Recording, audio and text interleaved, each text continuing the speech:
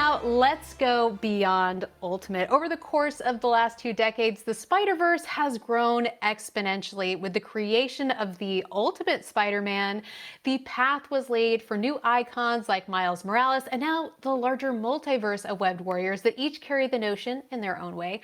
With great power, there must also come great responsibility. To help us talk about Peter Parker's legacy and how it's gone beyond the friendly neighborhood to a vast Spider-Verse, let's welcome some special guests. And of course, feel free to drop any questions you might have over in the Q&A tab as we welcome our creators. First up, amazing Spider-Man writer from 2008 to 2018 and creator of the Spider-Verse, Dan Slott. Hey, Dan. Hey, Lorraine. Hey. Spider-Woman writer, Carla Pacheco. Hey. Hello. And Silk writer, Maureen Gu. Hello, Maureen. Hello. I already know you guys are my troublemaker group, and I'm here for it. I'm so excited for it. We're your first group of all writers. Yeah. Love talking. Of course, we're the troublemakers. Exactly. All right. Now, I want to know for each of you. Now, spider powers obviously are an important part of any spider character, but what do you think makes a truly great spider character? What are the attributes? Dan, why don't you kick us off? Goofing up. Every spider character needs to goof up. Other superheroes can do everything perfectly and have cap teeth and stand arms akimbo, but your spider characters really foul things up and then have to fix it. That's what's fun. They're like you and me. They screw up all the time. See, troublemakers. All right. And what about you, Maureen? I think that, for me, what stands out is their heart. They have a lot of heart in everything they do, whether or not that leads to good decisions or bad decisions. I do think that it's always their compass. And I find that really appealing about all of them. Absolutely, hand in hand. And what about for you, Carla? Definitely probably like the combination of both Dan and Maureen's answers where definitely I love the screw ups. But there is, at the end of the day, there is a big heart to them of they feel bad about the screw ups, just not bad enough to stop screwing up. And I think that is something that's very human and very relatable just about the Spidey characters in general is, they're the most fallible in ways, and while also being normal, if that makes sense. It's a normal kind of fallible, and I think that's why the character has endured for so long. It definitely makes me feel better about my day, just knowing that like Peter Parker luck is around and it happens to everybody. Now, we, of course, are talking about the Spider-Verse, and Dan, the Spider-Verse title was ya baby. It was, you were co-creator of Spider-Verse, and obviously there's an illustrious history from Ultimate Spider-Man and the Spider-Verse's origins. So what inspired you to write Spider-Verse, and where were you pulling your ideas from the greater lore? I got hired to write a video game from a company called Beanox called Spider-Man Shattered Dimensions. And I went out to Quebec and they showed me the game that I was going to have to write the story about. And it featured 4 different versions of Spider-Man, 1 Miguel O'Hara and 3 Peter Parkers. And it bugged me that the mechanics of the game, that they didn't get to team up. Because it's a 1-player game, so you're just one. And I was the only guy who got to put them together in the cutscenes. And when I saw that, I called my editor, Steve Wacker. I called him from Quebec, and I went, "We've got to do this in the comic, but we have to do what they can't do.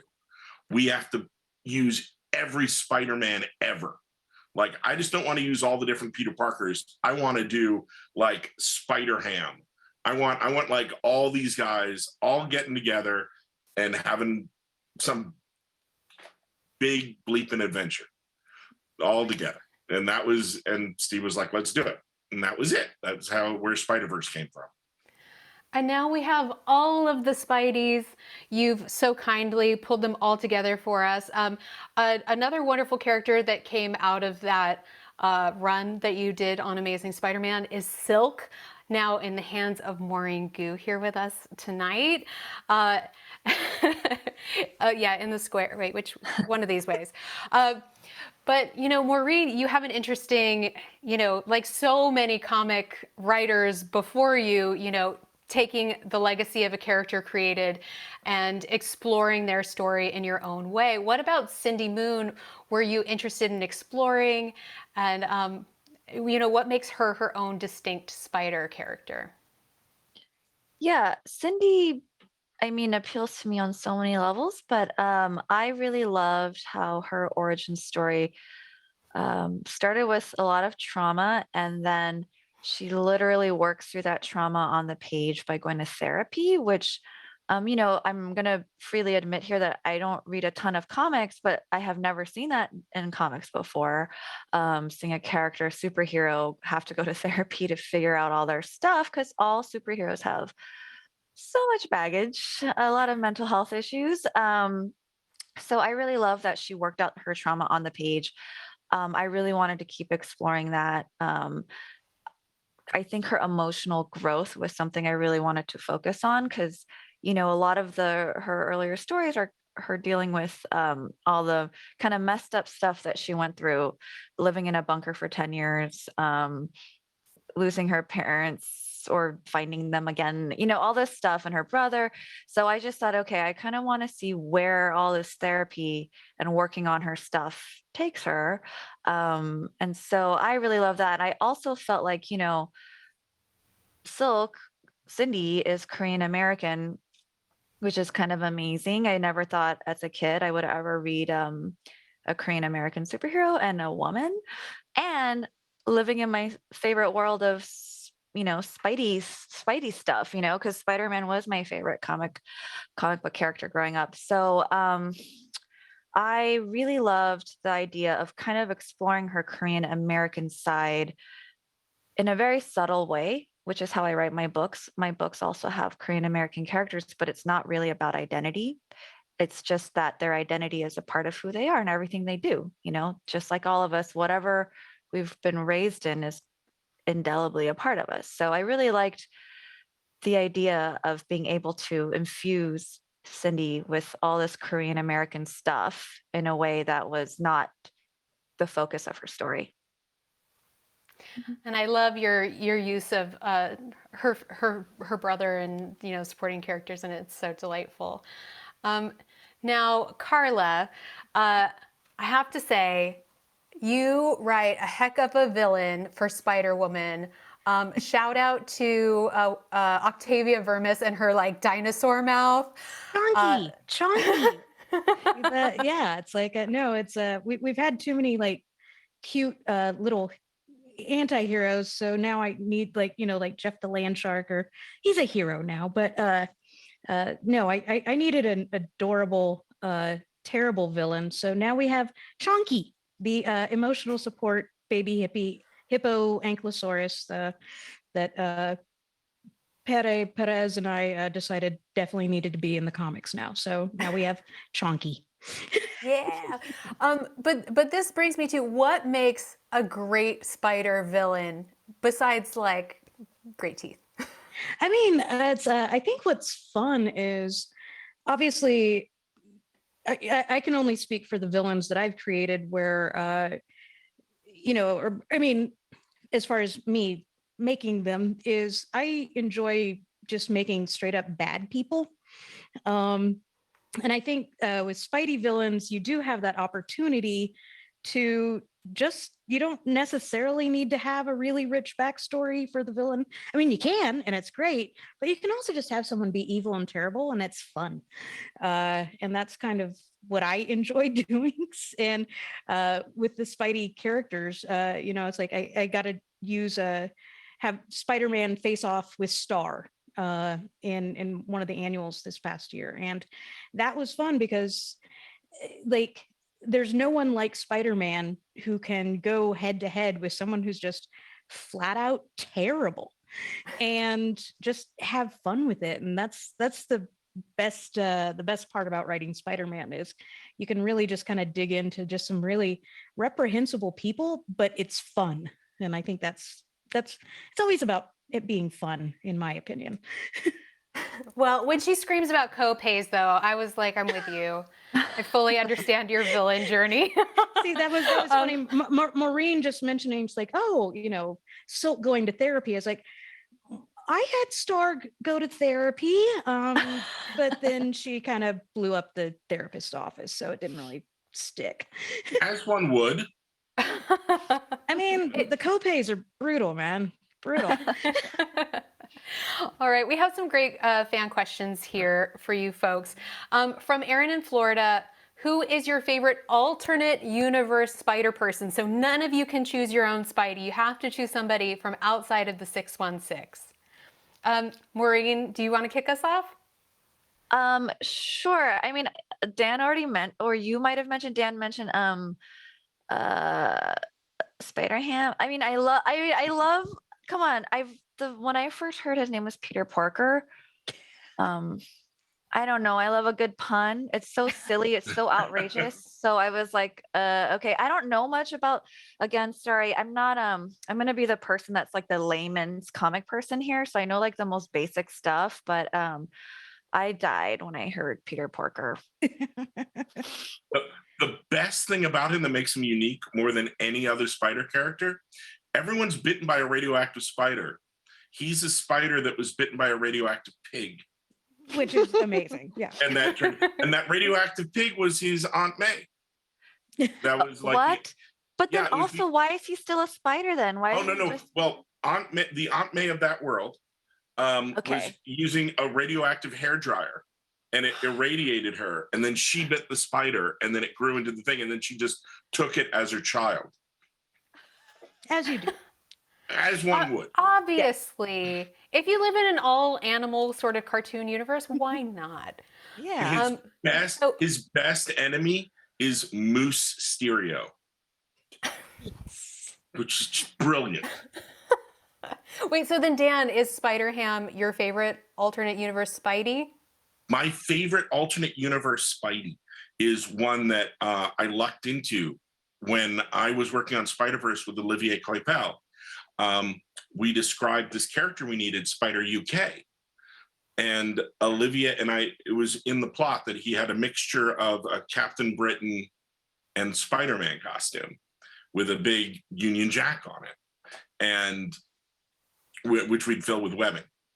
And when Olivier drew it, in his mind, Spider UK meant punk. So he drew the character we know as Spider-Punk. And I get the art, and I'm like, because I told him to go crazy, and if you wanted to add any extra spiders in the background, feel free, and I'll roll with it. And I was looking, I needed to script Spider UK, and I couldn't find him on any of the panels. And I was like, Olivier, where's Spider UK? And he's like, oh, that's him. That's the punk. And I'm like, no, we need him in the story, Olivier. I can't. and we pleaded with him and got him to do patches to lift Spider-Punk out of the art and to draw in the Spider UK. And he was devastated. So I promised him, I'm like, I love the design for Spider-Punk. I'll bring him in the next issue. I'll make him a major character. You'll get to draw him again, I promise. Well, and he was like, okay. And the next time he was introduced, you're supposed to see Superior Spider-Man, and I gave him 2 henchmen that were alternate spiders, and one was Spider-Punk. But Olivier was just so happy that he made Spider-Punk the biggest character on the page. And because so we have Hobie Brown because you let Olivier Coipel just go wild. Yeah, and I'm like, you know what? We'll just run with it. And now because of that, because he was the happy accident, he's my favorite alternate Spider-Man. I love Spider-Punk. That's awesome. Yeah. Carla, do you have a favorite alternate Spidey? I mean, I was going to say Spider-Ham too, but now it's Spider-Punk because of the story. Like, that's awesome. All right. Next up, we've got a question from Randy in California.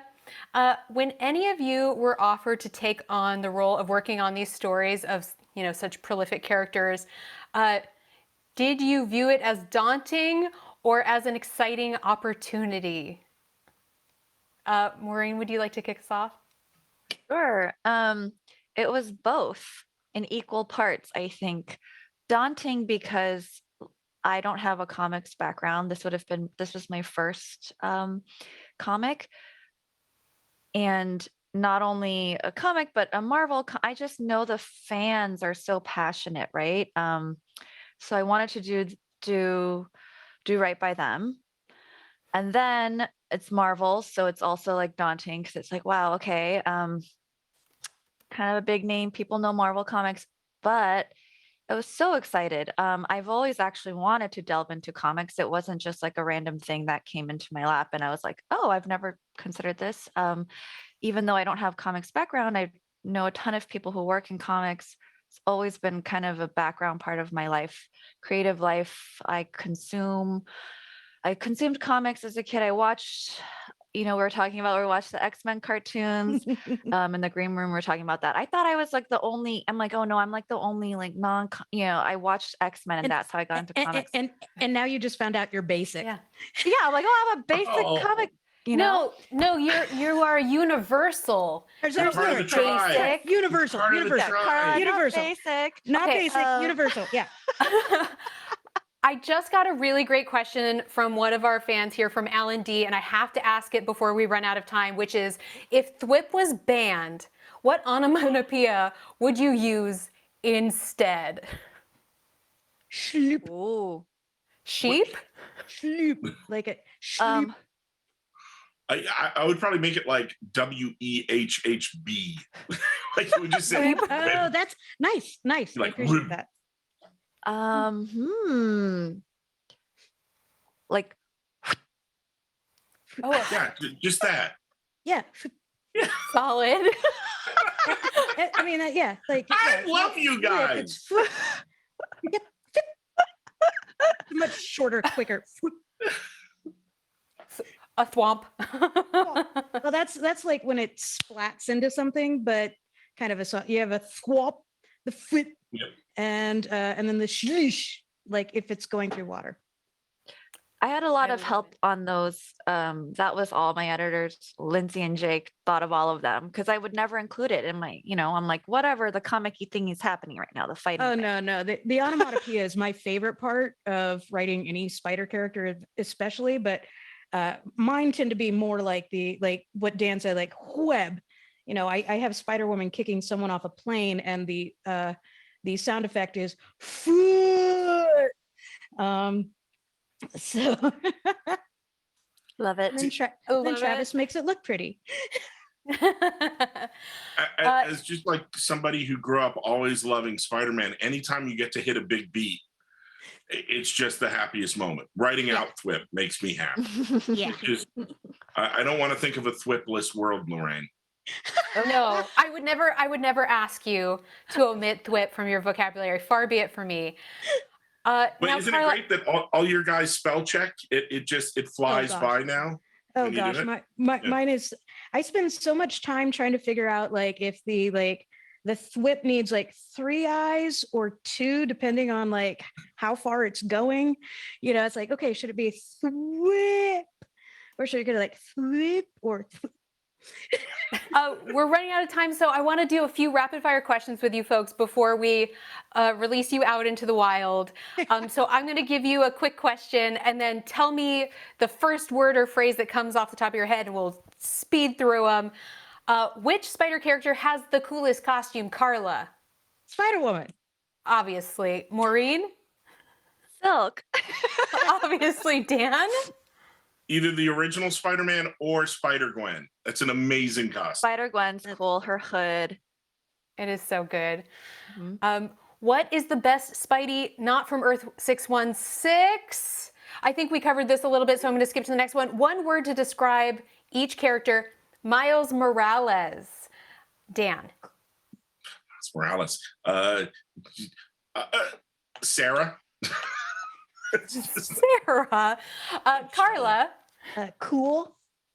He is very That's cool. funny because I was Very going to cool. call him a dweeb. Oh, well, And that's what makes him a Spidey. Yes. Yeah, exactly. He's very cool to some people and a nerd to others. So Yes. I want to that's the change my epitome- vote to young. And last but not least, spider ham. Dan. Oh man, porker. Puns. Puns, very good. Maureen. Delicious. Yeah, there we go. I'm He's changing in my vote danger to at kosher. Maureen's. I love you guys. Thank you for being so wonderful. Thank you, Maureen, Carla, and Dan.